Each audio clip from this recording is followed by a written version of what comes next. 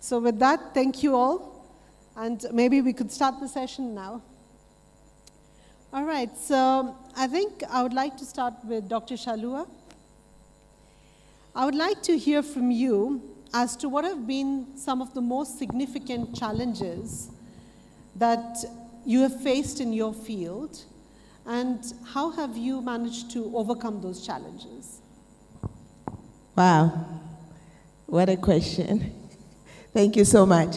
And I just want to take just a few seconds to thank the leadership for giving me the opportunity to be here. Thank you so much.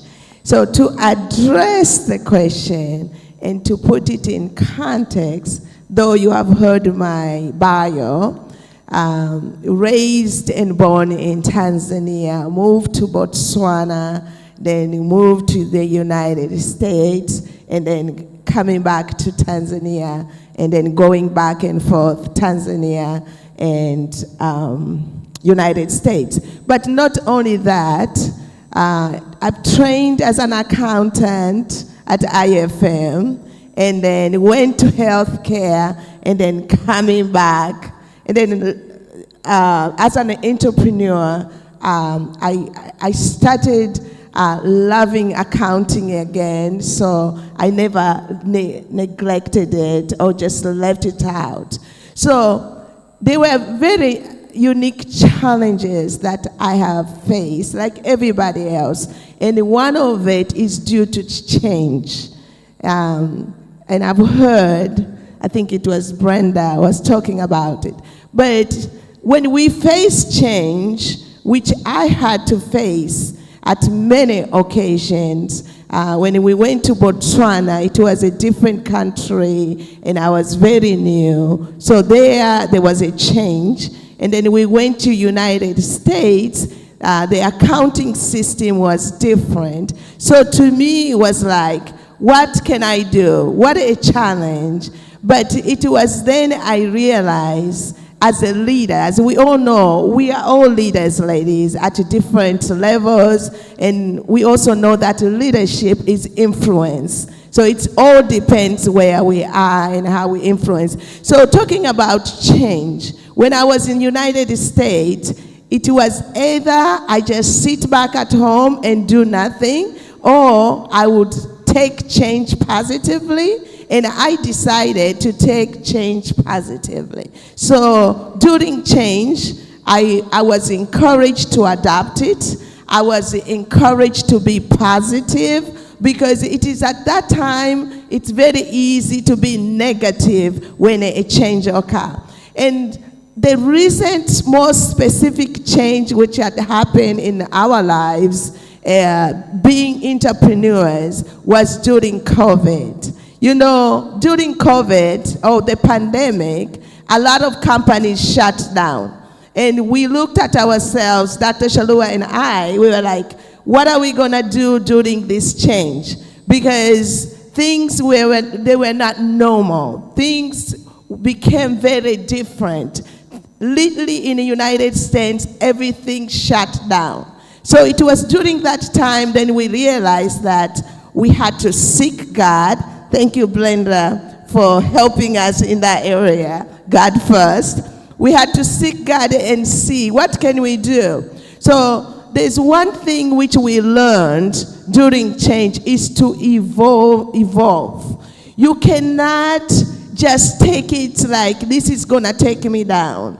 Make sure during change you evolve. So to us, we learn to be evolved. We used to be a big organization, and it was during that time we said, okay, people cannot meet, customers cannot come to us, we are going to go to them. So we downsized our company. God helped us in that area. We downsized our company. We went virtual. We offered a lot of things online. So challenges are always there, but it's how you take them. Are you going to take them positive, or are you going to take negative? Employers love people during change who are resilient, who are positive, and who are not grumblers. So that is one thing. During change, let us not be grumblers. I was even talking to you. You mentioned that issue that you can meet people who are very negative. But I thank God that it is during change that you learn what is inside of you. Are you resilient? Are you going to stand? Are you going to survive? So during change in my life, I learned to be resilient and I learned to survive. Second thing, because of time, I could go on and on and on about change. But second thing, when it comes to challenges that we face, especially women, in the 21st century, is reaching a glass ceiling. You have studied, you have done a lot in the organization, but you are not yet being promoted. You are not yet going to different position. I faced that in the organization that I was working with. And I even used to ask, why are they not promoting such and such people with such qualities? Then I came to realize in that organization, sometimes because you are just a woman, you're not going to get that promotion. Or because you speak a different way, you're not going to get a promotion. Maybe I'm speaking to you. I was there also. You just hit that invisible barrier in your career. Maybe even not in the career, maybe even in your business world as an entrepreneur. So what do? And to me, it was like, no, I'm not going to stay here. This is not going to prevent me from going farther. There are certain things that we take a responsibility of when we hit that level in the professional world and as leaders. One of it is you work on yourself. You keep on preparing. You keep on investing. And that's what I did. I didn't stop there. I had my master's at that time. And I said, okay, they're not going to give me a promotion, though I have the qualities, but I'm going to continue in my self-development. I am going to continue learning. I am going to continue adding value to myself. And not only that, there's one thing which I learned. I was like, maybe I'm missing something. There are certain things that you might think that you already know, but you can learn and you can gain them from someone else. So I started looking for mentors who could train me to continue to grow. Life is about growth. So these people, not only people, there are so many books out there that can teach us to continue to grow. So in my journey, at that point when I hit a glass ceiling, I decided to find a mentor. We thank God for people like Brenda who are there to mentor us. So there are many people out there that I had to find and who trained me, who helped me to grow in my professional journey, and it didn't end there. And then I came to realize that time and chance happens to everybody. And because of that, there is no need of just sitting back. You gotta be prepared. You are not going to be ready at first instance, but you always have to prepare yourself. And I was always preparing myself. And true enough, when that chance and opportunity came, one day I found myself to be in a boardroom of the only female who has an accent, who speak an English from Africa. I found myself in a boardroom with only men, and they were seeking things from me. How did I get there? I thank God I got the chance. But how did I get there? I was always preparing. I was always getting ready. And when that opportunity came to me, I step up to the plate. So ladies, always, we have to prepare. We have to get ready. That book, that video you have to watch, that person who has to mentor you. Number 3, before I finish, it's about the biggest challenge as women that we face every day is lack of self-care. You know what? We have so many responsibilities. So many responsibilities. We have children. Some of us are wives. We have so many bubbles. But lack of self-care would lead us to be unproductive. And that was me at one time. I was being loaded with so much. And I spent no time for myself. As a leader, I came to realize it's not a good thing. I hope as we are going out here, we are going to prioritize us. Everybody has to remember to prioritize themselves. We have to prioritize, we have to find time to take care of ourselves, from what we eat, from what we take, from the people who are surrounding us. Are these the people who give us energy? We gotta be surrounded with the people who give us energy, who motivate us. And we have to prioritize ourselves so that when we walk out there, as to look at us and say, she's depressed. She's not answering us the way she's supposed to. You know how a woman, when we haven't taken care of ourselves, and you don't even have that wig you put in your pocketbook and say, hey, when my hair is not done, you can put it on. That can be you, that can be me. So we need to take care of ourselves, ladies. We know life can make us busy, but as leaders, and that was one of my biggest challenges that I take on. My plate is always full. My plate used to be always full. But then I learned as a leader to overcome a cup which is empty, an empty cup syndrome. An empty cup syndrome is what I was going through. Just not being able to give because I was empty. I did not have in me what it takes to give. So when people used to come to me, my employees used to come to me, they used to say, you are very angry. You look sad. So I learned to fill my cup. So if I was going to leave you with one thing is, let us learn to fill our cup, and let us learn to make others happy as a leader. Thank you. Thank you, Dr. Dorothy.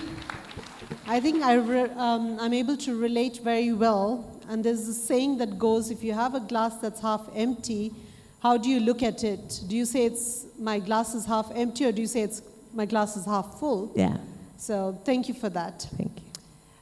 Professor Temu, I would like you to share with us what is it that we women in the accountancy profession should focus on to remain relevant and grow in both professional as well as the business world?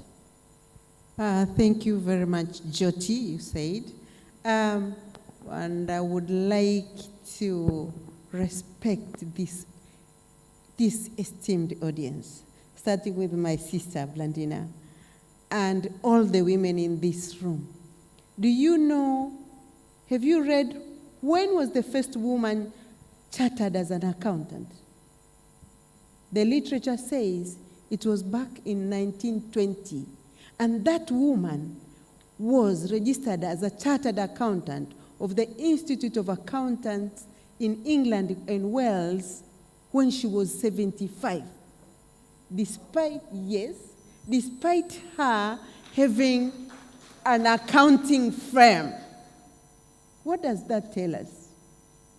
She's called Smith. Being chartered accountant at the age of 75, despite practicing and having a practicing firm. Resilience, persistence, prioritizing. Thank you, Brenda. Thank you, Madam Dr. Chaula.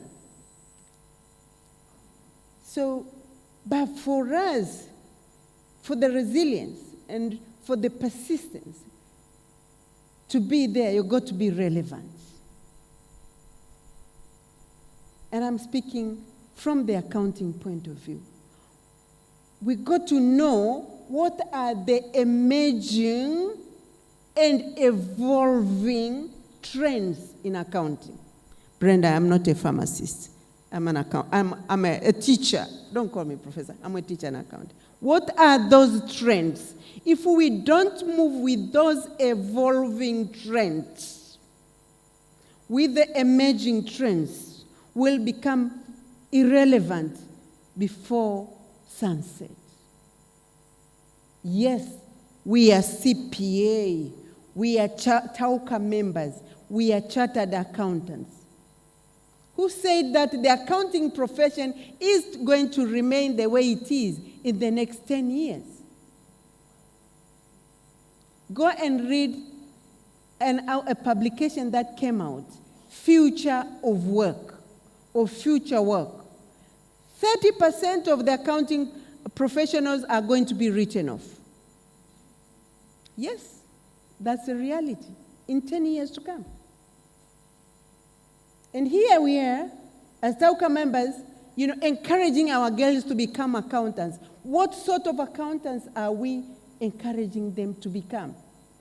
So the technical competence, what we are as CPAs with all our modules we have gone through, I call it is minimum. Minimum. If it is minimum, so what is it going to take us up the ladder along the relevance curve? 1, artificial intelligence and automation. How are we seasoning ourselves along that ladder? We can't be left behind. How many of you have visited ChatGPT 4.0? How many of you downloaded it? How many of you have subscribed to it? Could we have show of hands, please? The world is changing. The world is changing. We've got to get into this world, into this cutting-edge technology, cutting-edge developments, and embrace the tools, know what they are, and what we can do with them for us to remain value adders, value addition professionals. Second,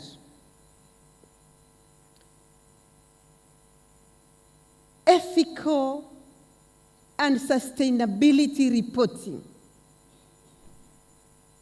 I like Dr. Neema. She is the only certified sustainability reporting accountant in this room. Neema, I hope you have groomed more. How many are they? How many are we? What is sustainability reporting? IFRS, International Financial Reporting Standard, number 1 and number 2. IFRS is 1 and IFRS is 2. The world has changed. The financial statements we used to prepare and also audit them, I'm speaking for auditors and accountants, are the minimum. The world, the investors out there want us to talk about general disclosure regarding climate, regarding economic, regarding environment, regarding society, regarding governance, ESG initiatives. How many of us do we know that? We, at the NBAA, said we were going to adopt the new standards. Mmesoma, mnazijua. I'm challenging us women accountants. That is trend number 2. Trend number 3. For those who come from the banking sector, I'm sure they are very well versed with this. Cloud-based accounting software. We are now moving from the Navision, from the EDMways, from whatever Sage, into softwares which we can download, we can upload the materials in such a way that we'll not be talking about business continuity, what, because we can continue from the cloud. But we, women accountants, that are so well trusted, that Madam Smith in 1920 fought and got chartered for us. remain relevant. How are we being prepared, and how are we preparing ourselves? Definitely you will challenge us as the NBA, but I want to talk about us women today. Let us talk about the issues of cybersecurity, data privacy. I'm sure those of you who are coming from the private sector, including Dr. Brenda to me and Dr. Shaula, we are very much concerned with data security, particularly financial information. There are tools out there, and cyber attacks are on the increasing side. If you talk to the financial officers, the CFOs in banks and in financial institutions, they will tell you the trends, but we cannot disclose to the public because we'll feel threatened, and it won't be very good, but the things are there. And it's for us as accountants, chartered accountants, to be very well versed with these matters: cybersecurity issues, data privacy, issues related to compliance. Look, in every industry, you call it, whether it's social security, whether it is banking, whether it is universities, whether it is education, everywhere the governments and the governments out there are coming up with new laws, new regulations, new guidelines, and look at the tax regime in our country, for example.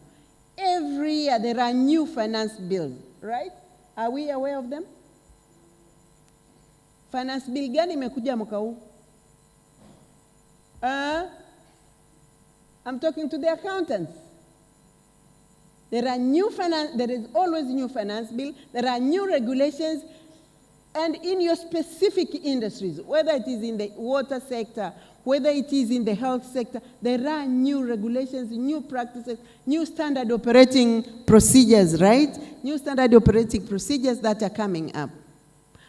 At the end of the day, all this will boil down to the financial information, because we hold the axe in organizations. At the end of the day, they will impact the bottom line. And many more. Many more. So what am I here to tell you, my fellow chartered accountants and women leaders? We have to remain relevant. How? Brenda and Chaula has said, invest in yourself. Invest in yourself. And I'm sure, explained it a little bit more. We got to invest in ourselves. Lifelong learning. There is no way we can say we are busy, we are not learning. No, learning is there, and learn in your profession. Grow in your profession. Secondly, become technologically savvy. Technological savviness is not a male domain. This is for all of us, and for accountants in particular. So technological savviness is extremely important. Subscribe into many knowledge-generating areas. Investing in yourself, I touched it, but I want to connect to the point, or take a rejoinder to what Neema said. I think as TAWCA, we have decided to read 5 books every year. Is it 5 books every year? Yeah, I think I would add 12. We have 12 months in a year. Make sure that every month you read a relevant book in your area to grow as a leader, to grow as a motivator, to grow as a tax consultant. Register for online courses. Reduce your time in useless social media conversations and invest your time in learning. At the end of the day, you need to remain relevant. How do you become more relevant after acquiring all those, you need to grow up in your organizations. We have been talking here of the glass ceiling. It's only you who can break it. Who will break it for you? Why? Why will someone break the glass ceiling for you? It's you, because it's for you, and it's your purpose. Thank you, Brenda. It's your purpose to go up, to become a leader. But how do you become a leader? You must distinguish yourself, ladies, from the crowd. Make yourself visible. Visibility in delivering, visibility in performance, visibility in meetings, visibility in your organization. Visibility is not becoming arrogant. It's just showing the difference. Showing the difference. Making value propositions to your organizations. 2, speak up. Who said that someone will speak up? I dislike the phrase where someone says, actually, Sylvia means this. No, Sylvia meant it right then. Why would someone paraphrase things for you? It's you who can speak for yourself, who can stand for yourself, who can really, put the value proposition, on the table. And don't shy away from it, because if you shy away, someone is going to pick it. You remember what Brenda said? She came out of the room and said, it's me, Brenda, the director. It's just an emulatable practice. I am sure Blandina Nyoni, Mama Nyoni didn't become the first female accountant general in this country by not being able to speak up. Right? Mama Blandina unaweza ukashare na sisi kidogo.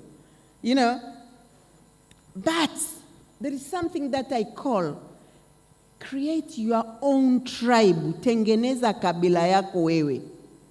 Yeah, I'm not talking here of Chaga or Pare or Sukuma. I'm saying create your own tribe. People of like minds. Fly with the eagles. If you are going to make a difference, you cannot walk with the huwezi kutembea na jogoo wakati ndege wanapaa. Tengeneza kakabila kako ambako ndio network yako, ndio mtandao wako, where you energize each other. I remember a very young lady there said, as you grow, you lose energy. As you grow, you gain energy. Believe me. You gain energy. You become confident. Watoto wamekuwa. Nini kinachokusumbua? Menopause. Everybody experiences it. Everybody. So it's not something for you. It's for me, it's for her. I will sweat, you will get flashes, you will, whatever. But this is natural. So what do I do with it? Bwana ametaka. Kwa kuwa bwana ametaka nampa hiyo nafasi yake asante. And then I move on. Okay, there is AC and I'm sweating. I remember one time I was in Nigeria in a conference, middle of the crisis, menopause crisis. And I was presenting and somebody said, the lady has malaria. I said, no, it's just menopause. Yes, ladies and gentlemen, let's continue. So there's nothing like energy flowing out of you. It's energy. That is where you embrace the power of God. Oh, I'm no longer a girl. I am that strong woman. Okay? And finally, every woman here raise up another woman.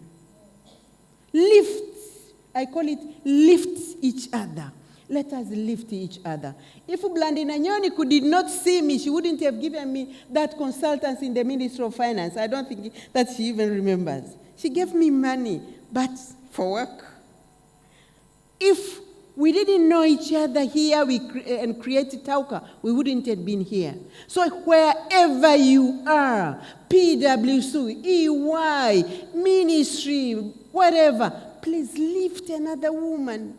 Lift her. Don't batter them down. Excellent Don't message. batter them. Thank you, Thank Professor. you very much. Thank you very much. Thank you. I think there's a lot for us to learn from here, and we need to keep ourselves abreast to changes. Finally, I would like to request Brenda. Brenda and I share something in common, which is quotes of Simon Sinek. So I want to talk about leadership is not about being in charge. It is about taking care of those in your charge. So as effective leadership is crucial for shaping the future, please share with us what qualities or strategies do you think are essential for leaders to inspire innovation and drive change in this rapidly changing environment? Thank you very much, Professor. That was powerful. A big round of applause. Yeah, and I think really, both of you, it's all linking very well, this whole topic. And as you were speaking, I was reflecting on what I'm about to say. For us to realize what you just said, because you came up with very scary statistics there, you know, how in 10 years this whole profession will look like. So what we need visionary thinkers. If we don't have visionary thinkers, we're not going to achieve where you want us to go. For me, leaders have 3 jobs. Apart from inspiring and influence, they have 3 things that they need to do. 1, they need to have that vision, like what Professor says. Not only have it, but they have to have the ability of articulating where we are going. Sometimes it's difficult. I mean, if the leader doesn't know all those stats that you've given in the next 10 years, we are doomed. So leaders, we need to be visionary and articulate that vision so clearly to our people. That is the first thing. The second thing, leaders have to identify the talents that will carry that vision. Identify and invest in those people that were going to realize that vision. And the third thing, leaders need to find resources to be able now to empower, to achieve that vision. Even vitu vyote visema, Professor, you need a visionary leader to identify the talent and to invest. Kwa sababu it needs resources. Alafu kishafanya hivyo vitu vitatu, you step aside, kazi yako ni kusupport. Let them do that. I remember sometimes as leaders, ukiwa huku juu, you think everybody is with you. You will be thinking wenzako wako nyuma, ukigeuka hivi, wenzako umewacha wako hotelini huko, wewe uko hapa kwenye stage. I am sharing that when the first task I was given when I became CEO is to transform the organization to become a social enterprise. Now, I interviewed executives and managers, 33 of them. I asked them the same questions. I was shocked. My understanding of their understanding was completely different. So I can summarize it in 3 things. The first P is people.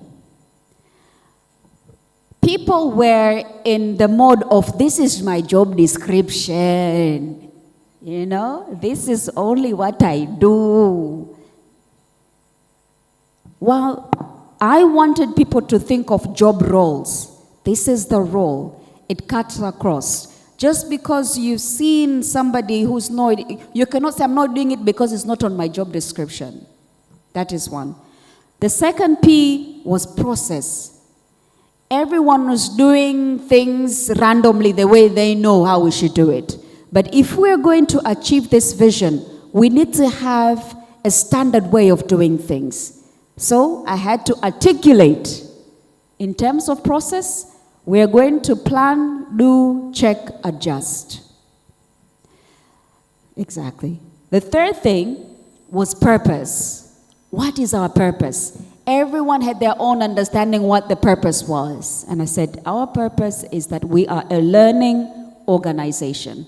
We continue to learn every day. We should strive to learn every day. So if there's one skill I can really emphasize, is that we need visionary thinkers to take us and to articulate that vision and to bring us with them so that we can achieve it. Asante. Thank you so much, and I think even agility is very important. Okay, so I don't need to make a summary. We've all heard the brilliant messages from all three speakers. Thank you so much. We now open the floor for questions. If you could have some ushers around by show of hands. We kindly request, in the interest of time, can we just go straight to the question? Comments and feedback can come in through the portal, where you would be giving feedback for the session. Any questions? Looks like the messages were quite clear. Yes, we do have a hand here in front. Second question, maybe if I could stand up just to see the hands. We have one in front, Mama. Any questions? Okay, so we'll just take this one, and I think we should be good then. Thank you so much. The panelists, I was enjoying so much your discussion. Now my question goes to Professor Sylvia Tem. You came out with those strong initiatives, standards, regulations, financial, whatever. I said, wow. Here, I think everybody measured themselves. Where do we stand? What do we know? You mentioned about iCloud software, all those kind of things. I think all the people here, they were asking themselves, what do we know? Now, Professor, being chairman of NBA, what are you doing to share this kind of information, this kind of whatever regulations, whatever, so that each one of us can be updated on that? Or maybe share where they can get those kind of links. Nowadays we talk links. Can you please, once we finish this conference, can you share what you said? Because you made us to look like, oh, we are outdated. We don't want to be outdated. Please, Professor, do that. Thank you. If anyone has another question, please raise up your hand. We will take the usher can then come to you. So you could respond to this first.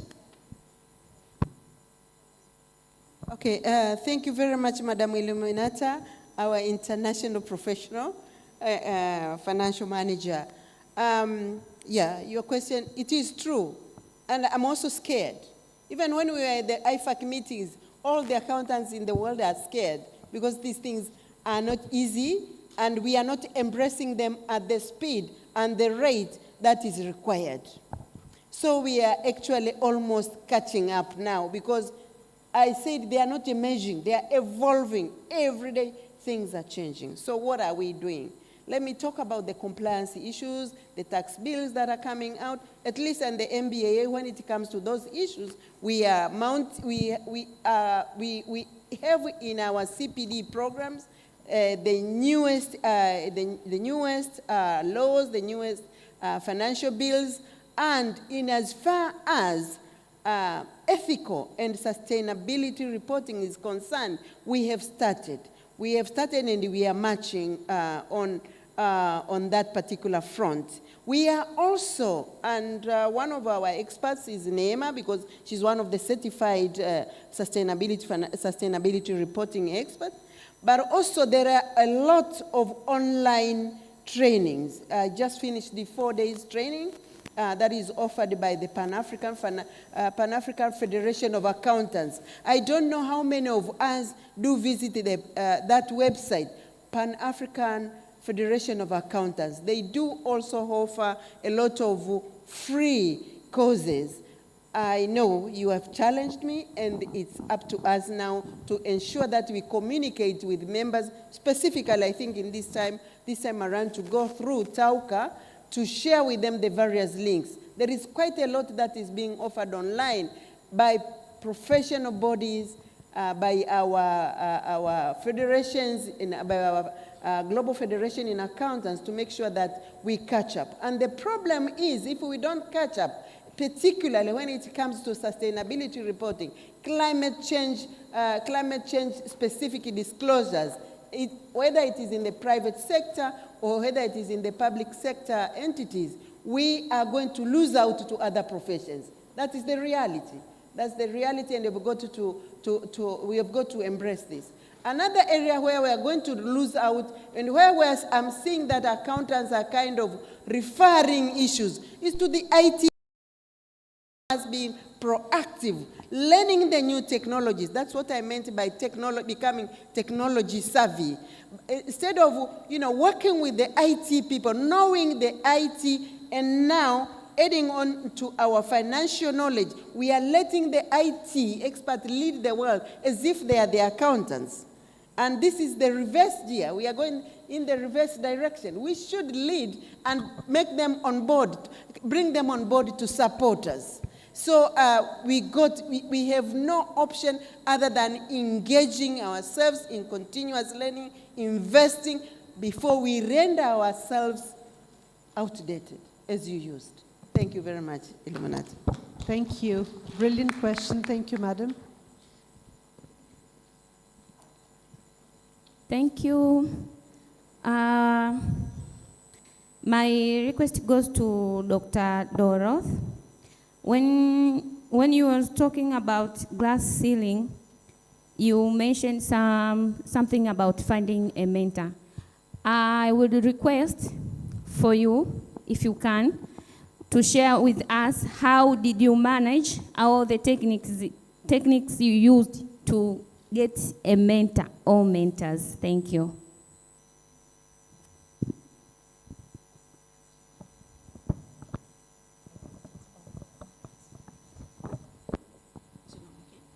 Hello? Oh, yeah, it's working. Thank you for the question. There are those mentors that you can meet, but there are also some mentors that you cannot and you do not have to physically meet, which you can find through a book.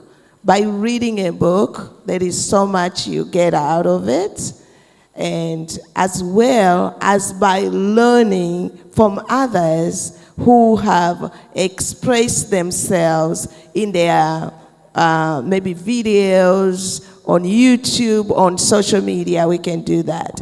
But specific strategies to find somebody like Brenda would be invite them for lunch. Who doesn't want a free lunch?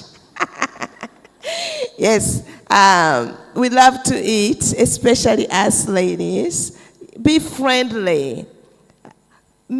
Find somebody who knows them, and don't just go as a taker, somebody who is, give me this, teach me this. No. What are you going to exchange with that person? What value are you going to give to that person? So you are meeting somebody. Make sure you are not just taking and asking, but make sure you are that person who is like, okay, this is what I would love to learn from you, but this is what I also have to offer. Is there anything I can help you?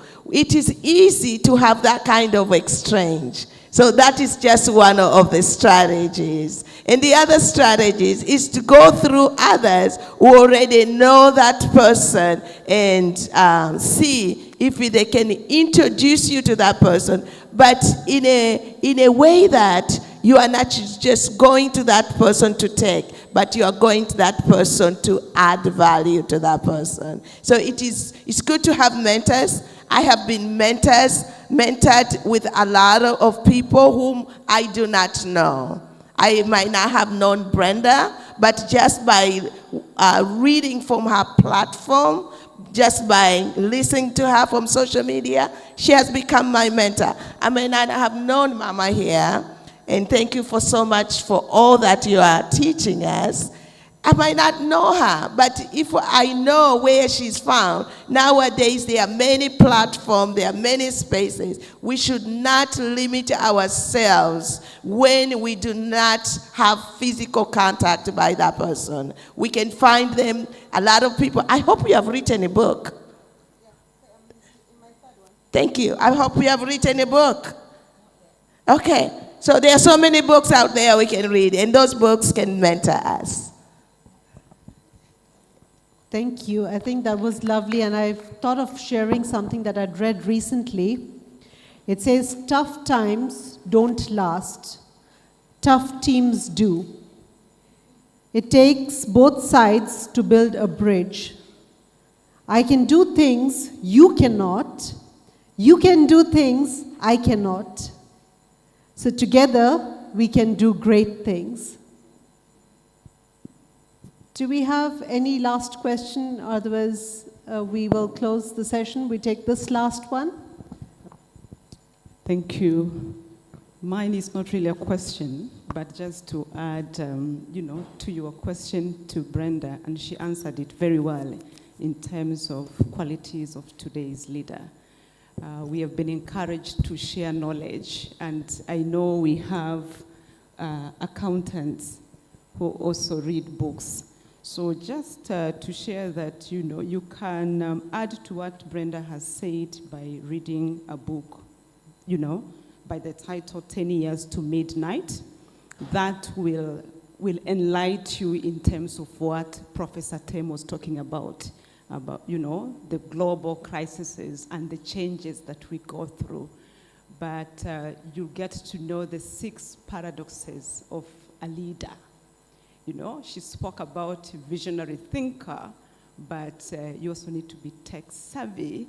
You also need to be a strategist, executor, solving, tomorrow's problem with today's mind. Some of those things that you can actually get from that book, 10 Years Midnight, by Blair Shepard. Thank you. Thank you so much for sharing. I think this marks a closure of our session. Thank you so much. A big round of applause, please. We would like to have it from everyone, so as loud as possible, please. Thank you. Thank you.